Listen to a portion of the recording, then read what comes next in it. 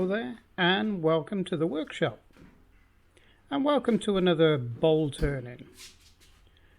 About 12 months ago we had a big storm come through in southern Tasmania, and it brought down one of the largest trees on the property. All up it was probably about 7 to 8 tons, so it was a really big tree. Now this is a part of that tree that I cut up into, well, bowl blanks to dry out about 12 months ago. So I'm just taking the corners off here, which makes it, or allows me to make the largest bowl that I can out of the piece of wood and be able to rotate it in my lathe.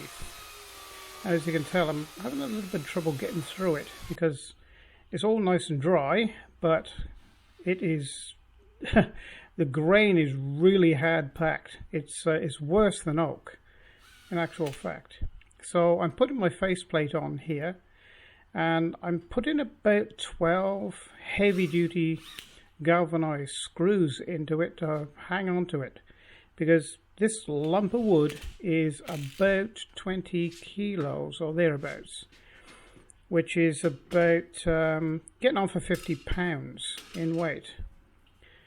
And this is something I'd like to point out. What I normally do, and which is probably the best practice, is to wind this on by hand. Now I do see on the internet a lot of wood turners start their damn lathe up and let the motor wind it in.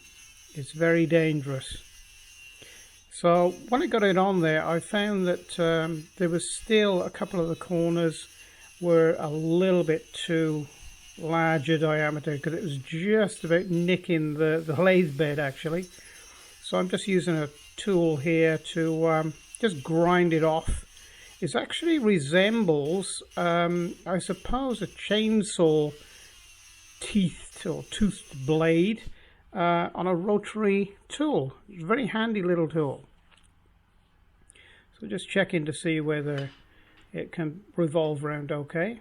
And another thing I do to ensure nothing's going to come out at me and I can take really good deep cuts at this, is I bring the tailstock up and sort of press it in towards the faceplate and ensure that everything is held as well as you can. So just setting up the tool rest now. It should be slightly below center, so when you present the tool to the material, the cutting edge is about on center, as you can see here. So I'm just very sort of delicately starting to take off the high spots here, right out on the outer corner, and I'll work my way in and get a nice flat surface. This is actually going to be the bottom of the bowl.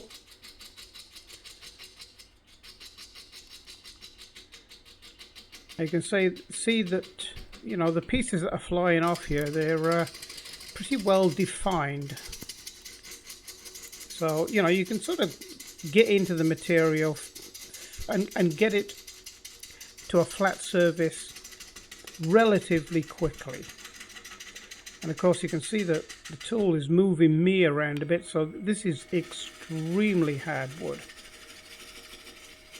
So I'm doing what's known as a pull cut now, which sometimes is easier to remove material.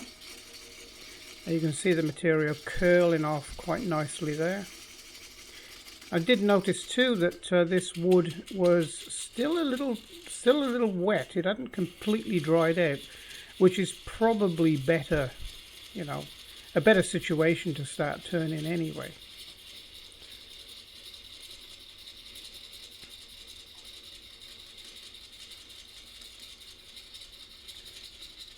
So I'm just gradually working down to an area where I want to mount my chuck actually eventually. So I just continue machining down. Now I'm actually making a round cylinder. So I'm taking all those corners off now, and you just do a bit at a time. and just work my way forward actually. So I've got the cylinder now, and I'm just starting to round the back off. You can see I'm taking a fairly deep cut, and as I'm cutting into this material, I'm finding it's quite wet in the middle, which is okay.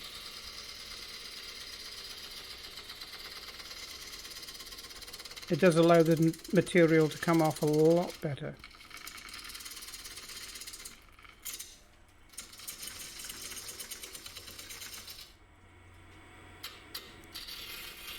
I do a combination of push and pull cuts.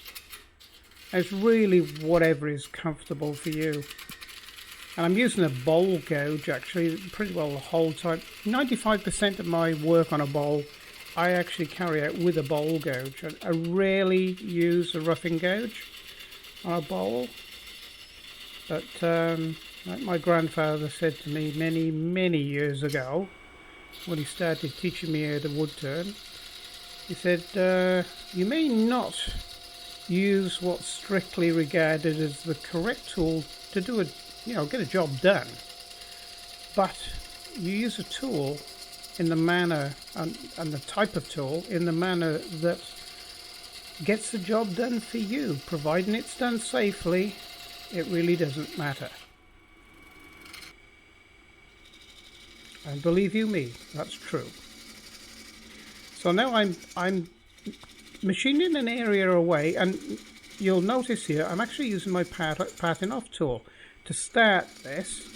Now I'm cutting this foot away then, and I'm going to be making an angle right there where I'm cutting now to be able to put my 4-jaw wood turning chuck into there, and to be able to hold onto it very solidly, because there's still a lot of weight here. I actually turn to a spindle gauge now to take out the remaining part of the material in the center there, and I just clean it up as well, just like that.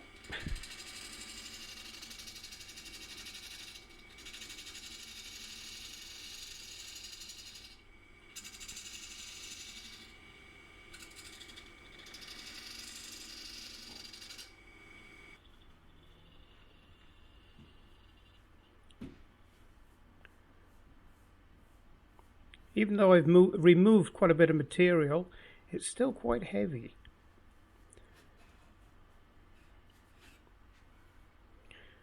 And I got it trapped.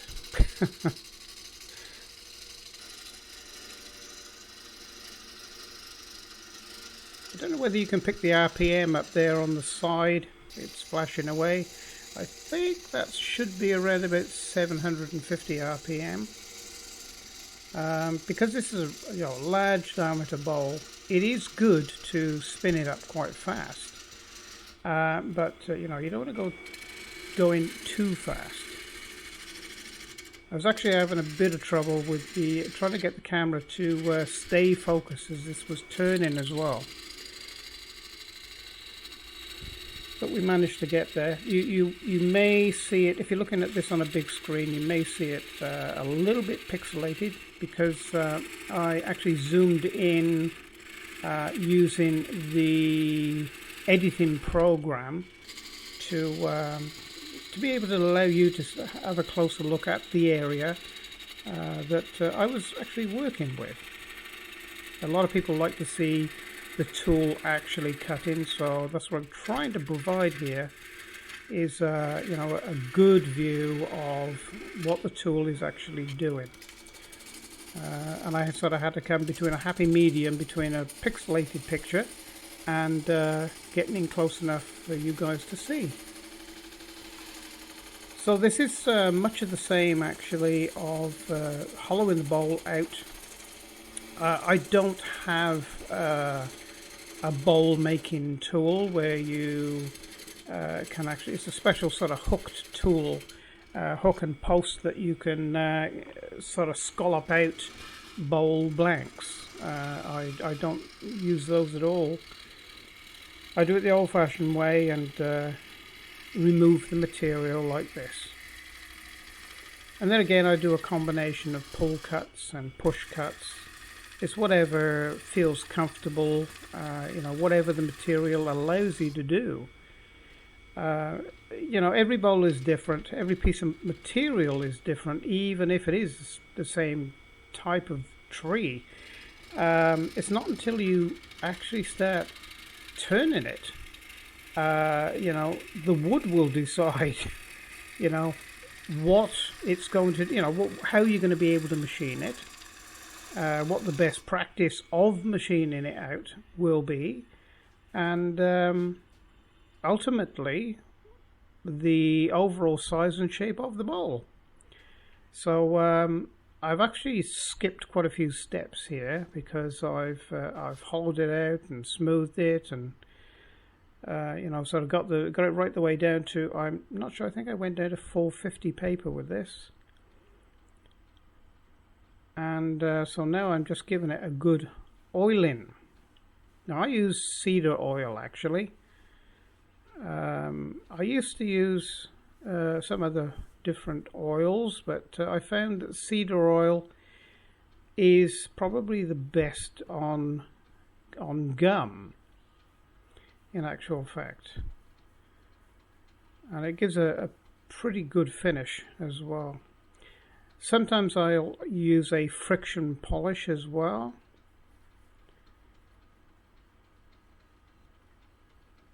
There's a friction polish I use called U-Butte.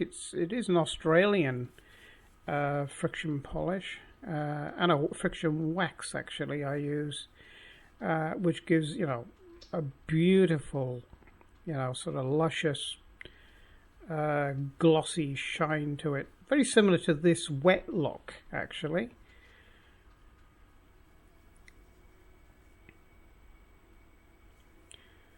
So that's pretty well the finished thing, and it turned out to be an absolute beautiful bowl.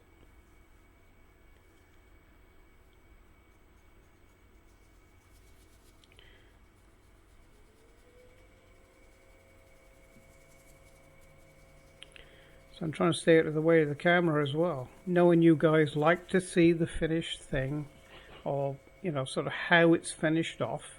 And, you know, a lot of wood turners have their own way of finishing off, and there it is.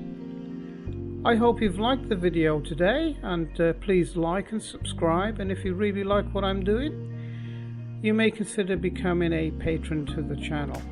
Patron information will be below this video in the video description area. So thank you very much for watching, and I hope you pop back in again and have another look at one of my other videos. So thank you for watching, and it's bye for now.